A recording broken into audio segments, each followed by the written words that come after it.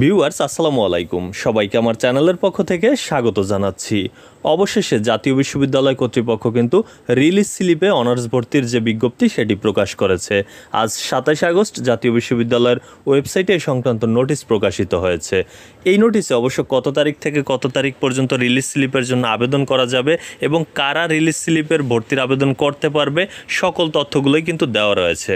চলুন নোটিশটি মনোযোগ দিয়ে পড়ে নেওয়া যাক। এখানে যেটি বলা হয়েছে যে আবেদন 28 আগস্ট বিকাল 4টা থেকে শুরু হয়, 9 সেপ্টেম্বর 2025 তারিখ রাত 12টা পর্যন্ত চলবে। অর্থাৎ 28 আগস্ট থেকে 9 সেপ্টেম্বর এই সময়ের মধ্যে কিন্তু অনলাইনে আবেদন করতে হবে রিলিজ স্লিপের জন্য। রিলিজ স্লিপের ব্যাপারটা হচ্ছে এমন, আপনারা সাধারণত একটি কলেজে এর আগে ভর্তির আবেদন করেছিলেন, বিভিন্ন সাবজেক্ট দিয়েছিলেন চয়েস লিস্টে।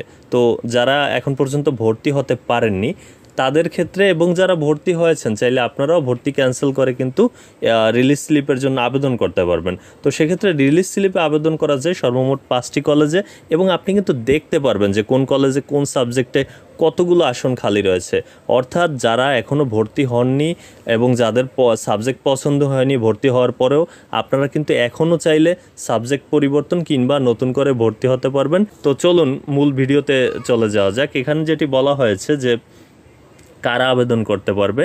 প্রথমত মেধা তালিকায় যারা স্থান পায়নি, অর্থাৎ এখন পর্যন্ত প্রথম দ্বিতীয় মেধা তালিকা কিংবা কোটার মেধা তালিকা এতে যারা চান্স পায়নি তারা আবেদন করতে পারবে।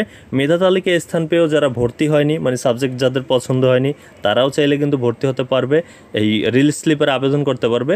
এছাড়া প্রথম দ্বিতীয় অথবা কোটা মেধা তালিকায় ভর্তি হয় পরবর্তীতে ভর্তি যারা বাতিল করেছে চাইলে তারাও প্রথম রিলিজ স্লিপের জন্য আবেদন করতে পারবে।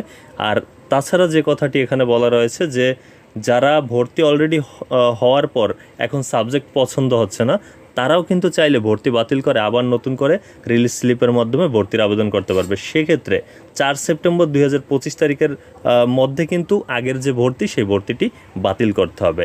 আর যে বিষয়টি আপনারা ইতিমধ্যে জেনেছেন যে 28 আগস্ট থেকে 9 সেপ্টেম্বরের মধ্যে কিন্তু অনলাইনে এই আবেদনটি করতে হবে। এখন সেক্ষেত্রে আপনার জন্য পরামর্শ, আপনি একটি কম্পিউটারের দোকানে গিয়ে একজন কম্পিউটার অপারেটরের মাধ্যমে আবেদন করুন।